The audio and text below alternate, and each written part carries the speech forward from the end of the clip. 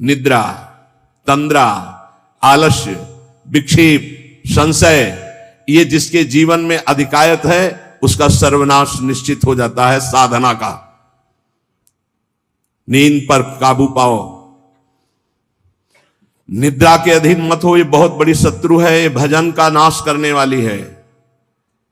इसको मत ये सोचो कि अभी तो नई अवस्था है, नहीं, इसी अवस्था में इसको काबू पालो, नहीं तो कुछ नहीं होता। जहां देखो हम देखा है वयोवृद्ध जनों को, जिनको कहा जाता है कि अब भजन की अवस्था है, वहां देखा है बैठे बैठे बात करते करते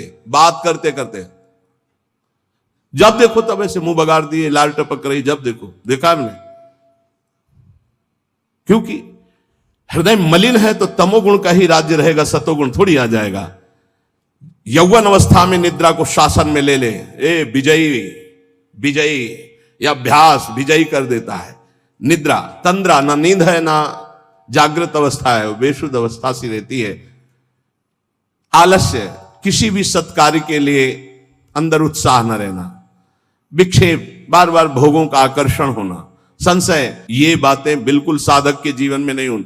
पक्की बात समझ लो, भगवान को प्राप्त करना कठिन नहीं है, संसार का राग त्यागना कठिन है। और वो सत्संग शुरू है, भगवान ने सत्संग दे दिया है, ये रोज काट रहा है तुम्हारे संसार राग को, पक्का मानना। निद्रा, तंद्रा, आलस्य, विक्षेप, संशय, ये जीवन में साधक के नहीं होने चाहिए। श्रद्धा, भक्ति, नम्रता, उत्साह, धैर्य, थोड़ा भोजन और पवित्र आचरण, पवित्र वस्त्र, पवित्र आसन।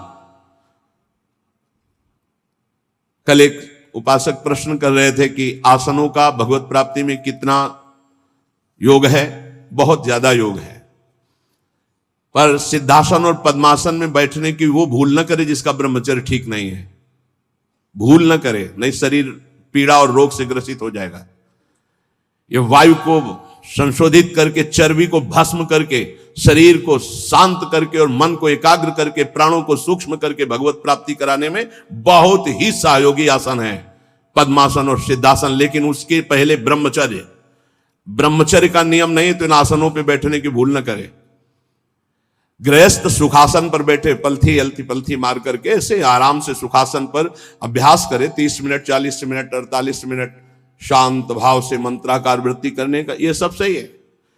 लेकिन 1.5 घंटे, 2 घंटे, 2.5 घंटे, 3 घंटे सिद्धासन और पद्मासन में, गृहस्थ धर्म में जो ब्रह्मचर्य का ठीक पालन नहीं करते उन्हें, और विरक्त धर्म में ही इस आसनों का विशेष प्रभाव पड़ता है। तो अगर गृहस्थी में ब्रह्मचर्य का पालन कर रहा है तो बैठ सकता है। योग कोई ऐसी चीज नहीं है कि जो चाहे जैसे चाहे ऐसे मनमानी आचरण नहीं, गुरु के समीप, नहीं तो शरीर रोग से ग्रसित होने की संभावना रहती। प्राणवायु बिगड़ जाए तो कई प्रकार के रोग उत्पन्न हो जाते हैं। उपासक को चाहिए कि आसनों का अवश्य अभ्यास करे, इससे ऊर्ध्वरेता होने में बहुत सहयोग होता है आसनों से, ब्रह्मचर्य का। जैसे आप शांत ऐसे बैठे हैं पद्मासन या सिद्धासन से, अब आपके अंदर वायु बिगड़ेगी, भीषण दर्द शुरू होगा, जांघों में दर्द शुरू होगा, शरीर में विशेष हरकत पैदा होगी, विशेष बिजली दौड़ेगी, एक शक्ति, शांत एकदम, मंत्र में पूरी वृत्ति। अब वो बिजली जो पावर पैदा हो रही, वो आपकी सुषुम्ना नाड़ी को, जो सीधी 90 अंश के कोण में साधन में बैठा जाता है, सीधे मेरुदंड, सीधे ऐसे, यहां से नापा जाए तो सीधे ऐसे 90 अंश का, वो ऐसे नहीं होना चाहिए। जितने मिनट, 1.25 घंटा, 1.5 घंटा, 2 घंटा, सीधे ऐसे। आज्ञा चक्र पर दृष्टि हो आंतरिक या नासाग्र दृष्टि हो, और उसमें बार बार मंत्र लिखा जा रहा हो, चूक नहीं होनी चाहिए। मंत्र की चूक नहीं, बहुत जल्दी लाभ प्राप्त होता है, पर इसके लिए पूर्ण ब्रह्मचर्य की आवश्यकता है। जरा भी चूक नहीं, जैसा कह रहे हैं वैसा। प्राण सूक्ष्म होने लगेंगे, मन एकाग्र होने लगेगा, शरीर शांत होने लगेगा, चंचलता रहित। पर एक बार पसीना पसीना, एक बार भीषण कष्ट प्रतिदिन, जब तक शून्यावस्था नहीं आती शरीर की, तब तक वो साधक को यही पापों को भस्म करता है। यही आसन उसको दिव्यता प्रदान करते हैं। अब इतनी हीट पैदा होती है उसके अंदर, अगर संयम से नहीं है तो व्यभिचारी बन जाएगा। बहुत ध्यान देने योग्य बात, उस समय उसकी कुंडलनी, उसकी सुषुम्ना नाड़ी, उसकी हर नाड़ी एक्टिव होती है उस गर्मी से, आध्यात्मिक शक्ति से। अगर वो व्यभिचार की जरा भी गलती करेगा तो कुंडलनी की अधोगति हो जाएगी, अधोगति नीचे की तरफ हुई, भारी बेविचारी बन जाएगा। ये ऊर्ध्वगामी जीव ही सुषुम्ना मार्ग संचारी, सुषुम्ना मार्ग से संचरण हुआ, आज जीवन के लिए काम रूपी वेदना से मुक्त हो जाएगा। जे ही ऊर्ध्वरेता ब्रह्मचारी हुआ, संकल्प ही खत्म काम का, नष्ट हो जाएगा। एक ऐसी परमानंदमय स्थिति योगी की, वही सब बिना कुछ किए ये स्वाभाविक हो जाएगा यदि नाम जब श्वास प्रश्वास से किया जाए। ध्यान रखना, एक इतना कठोर और एक इतना सहज, श्वास प्रश्वास पर ध्यान है, हर समय नाम चल रहा है, वो सब बड़े शीतल प्रकृति से जागृत कर देगा। कुंडलनी जागृत हो जाएगी, सुषुम्ना मार्ग संचारी संचरण होने लगेगा। नाम जप में सब सामर्थ्य विराजमान है। ये केवल प्रवचन की बात नहीं कर रहा, अनुभव की बात कह रहा हूं। पूरे शरीर को झकझोर के रख देती जिस समय कुंडलनी जागृत होती यौगिक क्रियाओं के द्वारा, और नाम के द्वारा जब जागृत होती तो पता ही नहीं चलता कब जागृत हो गई। ये ध्यान रखो, वही नाम से ऐसे सहज में जागृत हो जाती कि उसको पता भी नहीं चलता कि हमारे अंदर कुंडलनी जागृत हो गई, क्या सुषुम्ना मार्ग खुल गया है क्या। खूब नाम में प्रीति, सदाचार पूर्वक आसनों का सेवन, ये तो सदगृहस्थ भी कह सकते। 45 मिनट आप सुखासन पर बैठने का अभ्यास करें, अगर थोड़ा भी परमार्थ पे, कम से कम 24 घंटे में 2 बार आसन में बैठने का तो अभ्यास। सुखासन ऐसे पलथी मारकर ऐसे आराम से, या अर्ध पद्मासन, एक टांग के ऊपर, बाई टांग के ऊपर दाई टांग ऐसे चढ़ा करके आराम से, ये आराम आसन है। जो वयोवृद्ध हैं थोड़ा कुर्सी या सोफा या जैसे भी बैठो, पर ऐसा नहीं कि एक एक मिनट में इधर उधर, थोड़ा सा शांत बैठने की कोशिश करो। जैसे निरंतर विषयी पुरुष विषय चिंतन करता है तो उसे विषय की आसक्ति प्राप्त हो जाती है, ऐसे भक्त जब भगवान नाम चिंतन करता है तो उसे भगवान में आसक्ति प्राप्त हो जाती है। जैसे विषयी पुरुष विषय चिंतन करता है तो विषयों में आसक्ति हो जाती है जिसमें है ही नहीं कुछ, घृणित स्थानों में आसक्ति हो जाती है। फिर सच्चिदानंद का जब चिंतन होता है तो उसमें आसक्ति हो जाए तो कैसा आनंद होगा। भगवान मेरे समीप हैं, अनुभव हो रहा है, भगवान मेरे को ऐसे 1000 हाथों से ऐसे घेरे हुए हैं, भगवान निश्चय मेरे को स्वीकार कर चुके हैं। ऐसा 3 बातें उपासक को अनुभव होने लगती हैं जिसकी शरणागति पुष्ट हो गई है। भगवान मेरे समीप हैं, देखो महापुरुषों के वचन है, भगवान सहस्त्रों हाथों से मुझे घेरे हुए हैं, भगवान मुझे स्वीकार कर चुके हैं। ये 3 बातें शरणागत के अंदर आ जाती हैं। देखो आपको अनुभव होता है भगवान मेरे समीप है। अगर नहीं हो रहा तो अभी आपका कोई है, इसीलिए नहीं हो रहा। ये पूज्य श्री राधा बाबा कहते हैं हमारे श्री कृष्ण में एक स्वभाव ऐसा है, वो दूसरिया पसंद नहीं करते, वो जिसको स्वीकार करते हैं उससे अनन्यता की चाह रखते हैं। मौन, अन्य चेष्टाहीन, शरीर मन वाणी केवल आराध्य देव में, तो अनुभव होने लगेगा कैसे प्रभु हमारे समीप रहते हैं। ये कितने बड़े महापुरुषों की खुली हुई बात है।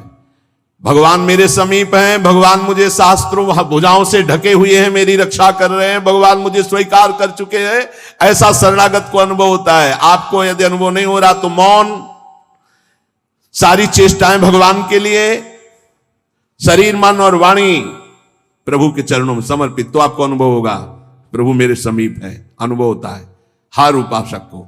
जीवित कैसे रहे, जो भोगों से जीवित है उनकी बात अलग, जो प्रभु से जीवित है उनकी बात।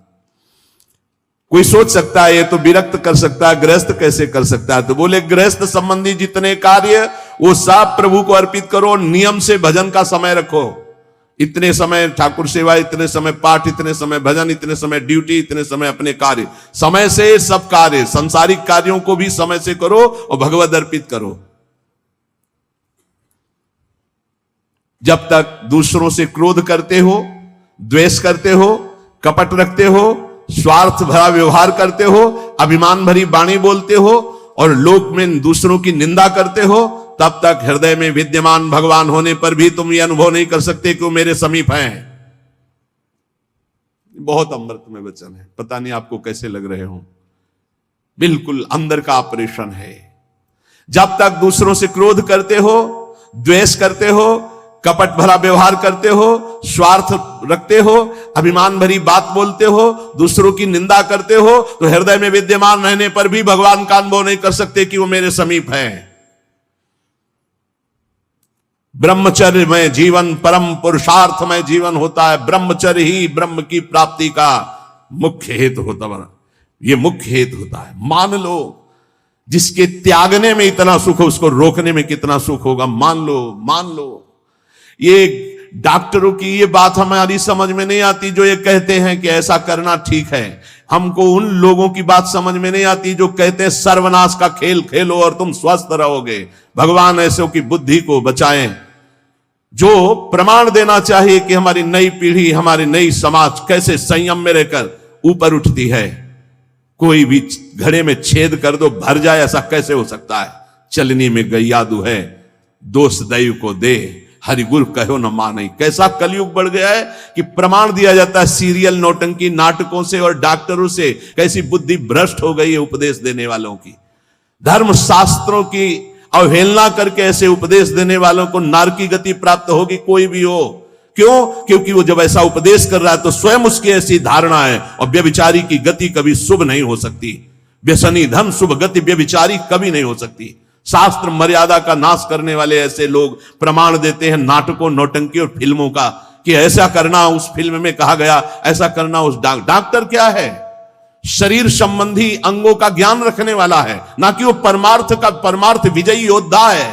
वो काम, क्रोध, लोभ, मोह, मद इनका ऑपरेशन करना जानता है क्या? इतना चाहे जितना तुम डिग्री ले लो, इस शरीर का तुम ज्ञान रख सकते हो, लेकिन मन का और बुद्धि का और परमात्मा तत्व का ज्ञान प्राप्त करने वाले महापुरुषों की, ब्रह्म ऋषियों की वाणियों का खंडन करने का अधिकार नहीं है। उन्हीं की बात से हमारा परमार्थ शुद्ध होता है। शरीर में जितनी पावर शक्तियां हैं वो सबका अंतिम रूप वीर है। सबका अंतिम रूप, सप्तम धातु का अंतिम रूप बनता है जाकर वीर। और उस पावर का नाश करने वाला कभी स्वस्थ रह सकता है? कैसी बुद्धि है, कैसा उपदेश है। यहां कह रहे हैं कि परमार्थ की शुरुआत ही ब्रह्मचर्य से होती है। इसलिए चाहे गृहस्थ हो चाहे विरक्त, गृहस्थ तो संयम से संतानोत्पत्ति के लिए भगवत प्रणाम करके, भगवत आराधना करके, दिशाओं को नमस्कार करके, तिथि और समय की योग्यता देख करके संतानोत्पत्ति के लिए भगवत पूजा भाव रखकर वो संयोग किया जाता है, सहवास किया जाता है। और भगवान की प्राप्ति के मार्ग में चलने के लिए इसका संचय किया जाता है। ब्रह्मचर्य परम जीवन, परम पुरुषार्थ ब्रह्ममय है। 10,000 वर्ष तक ब्रह्मचर्य रह करके कश्यप जी ने जब संतानोत्पत्ति का संकल्प किया तो विनता जी से भगवान गरुण जी का प्रादुर्भाव हुआ। भगवान अरुण जी का, जो सूर्य के सारथी और जो हरि के वाहन गरुण जी, अरुण जी।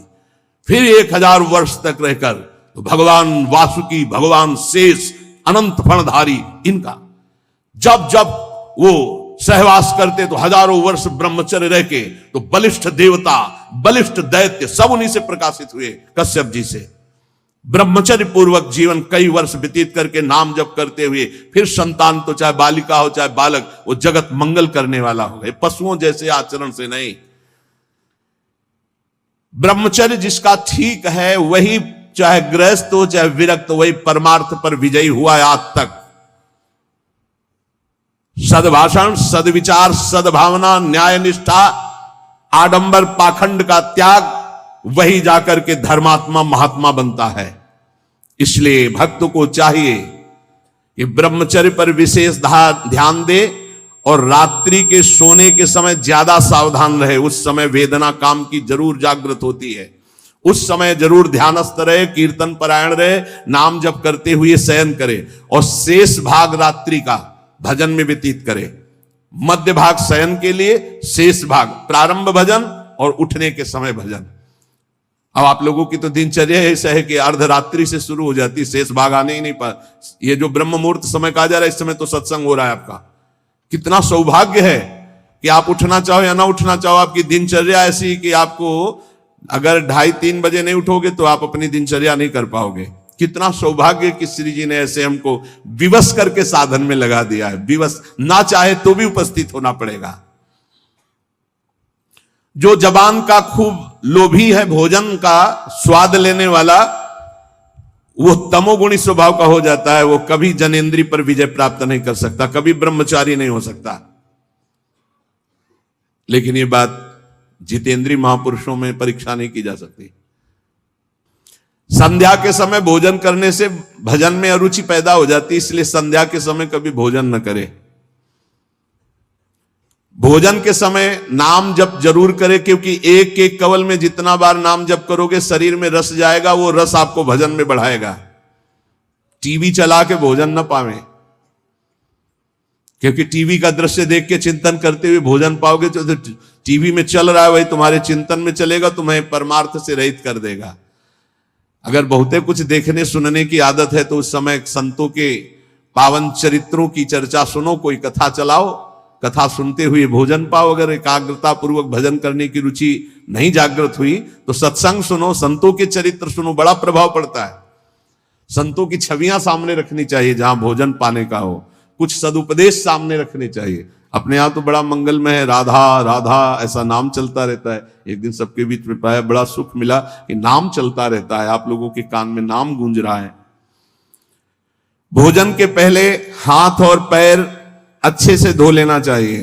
लांग बूट पहन करके भोजन पाते हैं तो पैर क्या धोएंगे? होटल में गए ऐसे जूता पहने ऐसे, अरे पवित्रता जितना रखोगे उतनी बुद्धि शुद्ध होगी। अब तुम खड़े हो बॉर्डर पे, वो बात अलग है सैनिक रूप में, लेकिन सब सैनिक है थोड़ी है।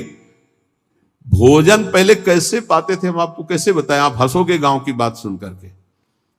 जब भोजन पाने जाते थे तो ऊपर के वस्त्र उतार दिए जाते थे। जो पुराने जन है गांव के वो भले जानते हो, आज के आधुनिक क्या जानेंगे।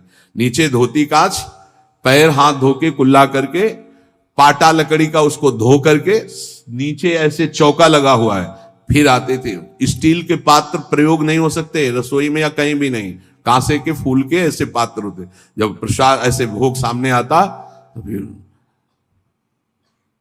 थोड़ा सा अंगार रख करके 5 कवल वहां स्वाहा स्वाहा, और फिर उसको तब जाकर, ये किसान की बात कह रहे हैं, घर गृहस्थी की बात कर, कोई साधु महात्मा की बात नहीं कह रहे, घर गृहस्थी की। उस समय कोई बोल नहीं सकता, कोई छू नहीं सकता। ऐसे पवित्र, तब विचार पवित्र होते, तब उनके चिंतन में सत्य धर्म ऐसे आ जाना। पशुता का कौन बना रहा है, कैसा बना रहा है, कोई मतलब नहीं, खाए जा रहे हैं, बस चर्बी बढ़ी जा रही है, पेट जो है झुकने लायक नहीं रह गया है। 4 सीढ़ी चढ़े तो नए नए बच्चे होश में। ये ज्यादा मोटापा जो चर्बी का है, ये बाहरी होटलों वाले भोजन में सब नहीं। हर साधक को 2-4 किलोमीटर दौड़ लगानी चाहिए, 40 मिनट व्यायाम करना चाहिए। व्यायाम जरूरी, शरीर को थकाना ब्रह्मचर्य के लिए आवश्यक है। अब ना मानो तो भगवान जाने। आप क्या करें, कह ही सकते हैं। रसास्वादन के लोभ से जो भोजन किया जाता है वह ब्रह्मचर्य में बड़ा हानिकारक होता है। इंद्रियां वश में नहीं होती, तमोगुण बढ़ जाता है। संध्या के समय भोजन नहीं करना चाहिए, भोजन के समय भाषण नहीं करना चाहिए। हाथ पैर धो करके पवित्र भाव से उत्तर या पूर्व की तरफ मुख करके नाम जप करते हुए भोजन प्रसाद पाना चाहिए। उत्तर या पूर्व की तरफ मुख करके जो भोजन पाते समय आप चिंतन करोगे उसका 24 घंटे प्रभाव रहेगा, इसलिए नाम जप जरूर करें। कुचिंता, कुप्रवृत्ति, कुसंग ये भोजन से बढ़ जाते हैं। भोजन के समय किसी द्वेषी पुरुष का चिंतन करके जलते हुए पा रहे हो, पूरा 24 घंटे विक्षेप पैदा करेगा। इसीलिए कहा भक्तों के चरित्र जरूर, या कोई सत्संग या भगवान नाम कीर्तन या ऐसे कोई भगवत भक्तों की अंदर से चिंतन वृत्ति रखते हुए भोजन के समय बहुत सावधान। भोजन 24 घंटे के लिए रक्त बनाने वाला पदार्थ जा रहा है, उस समय बहुत बढ़िया चिंतन करते हुए पाना चाहिए। जो एक दूसरे से हंसी मजाक करते हैं, जो सीरियल तमाशा नौटंकी के ऐसे देखते हैं, जो छल भरी बात करते हैं, जो दूसरों के साथ गंदे व्यवहार करते हैं, ऐसे लोगों से भक्ति करने वालों को बचना चाहिए। दूसरों की चर्चा करना भक्ति मार्ग में बहुत ही हानिकारक है, पर चर्चा किसी की नहीं होनी चाहिए, नहीं तो निंदा जरूर हो जाती है। जो हर समय नाम जप करते हैं उनके शरीर में परमाणु नामाकार पैदा होने लगते हैं शरीर से। ऐसे जनों के साथ बैठना, संभाषण करना, उनके साथ भोजन पाना, या उनकी चरण रज या उनका उच्छिष्ट या उनका कुछ दिया हुआ पदार्थ मिले तो नाम जप में बड़ी रुचि बढ़ती है। जो शांत रहता है, वाद विवाद नहीं करता है, भगवत चिंतन परायण है, उसे ही शांताकार पुरुष कहते हैं। शांताकार, शांत रस। वहीं से जो तीर्थों में भ्रमण करता है उसकी चित्त वृत्ति बहुत जल्दी शुद्ध होती है, पर कुभावना और पाप आचरण का त्याग करके तीर्थ भ्रमण, ये बात तुम्हारे मन में कभी नहीं आनी चाहिए कि मैं दुर्बल हूं, मैं गृहस्थ हूं, ये नहीं आनी चाहिए। जब कोई कहता मैं गृहस्थ हूं तो उसी समय कहते ये बोलो मैं भगवान का हूं पर गृहस्थी धर्म से युक्त हूं, ये बोलो। आधी बात क्यों बोलते हो? तुम गृहस्थ हो, आधी बात है। पूरी बात है तुम श्री भगवान के हो पर तुम्हारा गृहस्थ धर्म है। जैसे हम प्रियाजू के हैं पर हमारा विरक्त धर्म है, आप प्रियाजू के हो, आपका गृहस्थ धर्म है। दोनों अपने अपने धर्म का पालन करके प्रियाजू को प्राप्त होंगे। मैं बहुत नीच हूं, दुर्बल हूं, अपवित्र हूं, ये सब बातें केवल बोलने की बात है। अंदर से बात रहती मैं प्रियाजू को हूं, जैसा भी हूं प्रियाजू का हूं। ज्यादा इनका प्रभाव न पड़ने पावे अंदर, नहीं तो फिर निरुत्साहित हो जाओगे। नहीं, जैसा भी हूं प्रियाजू का हो। ये मन की दुर्बलता भजन से हटती है, धैर्य एवं उत्साह बढ़ने लगता है जिसका नाम जब चलता है। भक्त वही जो केवल गुरुदेव वाक्य और भगवत वाक्य पर विश्वास रखता है, अन्य नहीं। गुरुदेव के वचन और भगवान के वचन बस। ये काम क्रोध की तरंगे मन में उठती हैं, चिंता मत करो, नाम जप करो, गुरुदेव के वाक्य पर विश्वास रखो, शांत हो जाएंगी। देखो तुम्हें मैं बड़े अनुभव की बात बताता हूं। मैंने अपने प्रभु के नाम से जो प्राप्त किया वो हमको और किसी साधन से नहीं मिला। मैं इस समय मस्त हो रहा हूं। महात्मा श्री हरनाथ ठाकुर जी नाम के एक बहुत बड़े संत हुए। मैं तुम्हें अपने जीवन के अनुभव की बात बताता हूं। मैं इस समय बहुत मस्त हो रहा हूं नाम जप के द्वारा।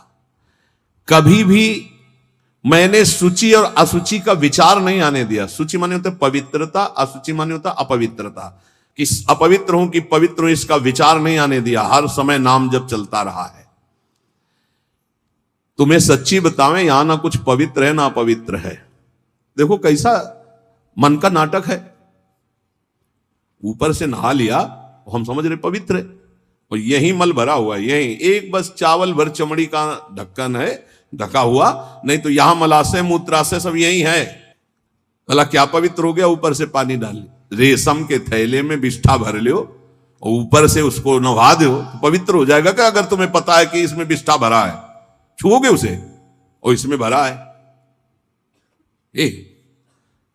कितना इस शरीर से प्यार करते हो? है क्या ये थैला है और कुछ नहीं है। यहां भगवान बैठे, यहां भगवान बैठे, और यही पूरा है, नीचे सब नरक कुंड भरा हुआ है।